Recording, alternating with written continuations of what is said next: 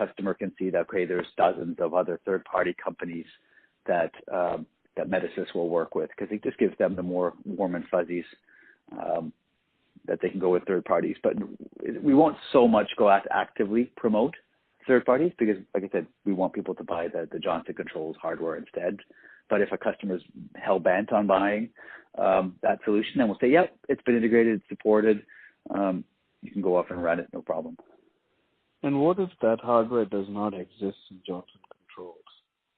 Yeah, then of course, then I would say that would be an interesting case. I'd be curious to know what that is. But you're right. If there's a scenario where it doesn't support, yeah, we'll do more of an active promotion on it.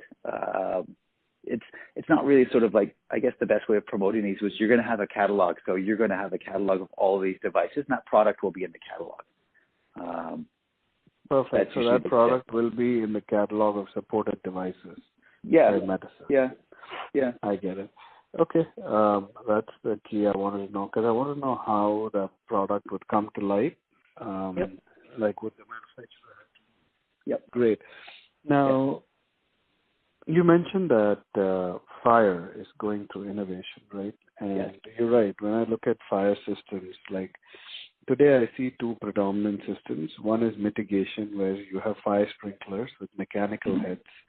And these are very, very simple systems, foolproof systems, where the fire is put out because the mechanical head glass breaks and there's water coming out. And when they sense water pressure, an alarm goes out to a monitoring panel and goes out to the fire station, right? So very, very easy, simple system. And then I see a second system where there's different kind of fire sensors, which has a little strobe light and maybe a speaker, and that detects fire independently, right? Those are two systems that I see. Where is the innovation happening in fire? So where we expand, there's a couple areas. So one of them also is the smoke detector. So the smoke detectors are really evolving right now from a cost perspective. The technology in there, especially for building, it's expensive, it's big. There's a lot of innovation going in there to make them a lot smarter and a lot more connected to the environment. So you can have situations where false alarms are a big problem. A lot of times when people will pull the alarm, or if there's a scenario where the alarm goes off incorrectly, that they're now trying to figure out, okay, how do we leverage all of this other sensors around? And that includes things like camera or motion detectors or heat detectors to determine, okay, is this a false alarm or not? Because the fact that if you do a truck roll, it gets expensive. So that's the one piece. The other piece is, as we were talking about before, was the fact that they're all wired, they're all very old. The code is changing all the time, making it much more difficult. You need a hardware fire smoke detector or alarm that you can sort of plug and play, and you can upgrade very easily to stay up to code, especially with the big fire in England last year at Grandview building. I'm probably not pronouncing that right, but that building that burned down, very, very poor insulation, but also the fire sensors, the smoke detectors were not very sophisticated.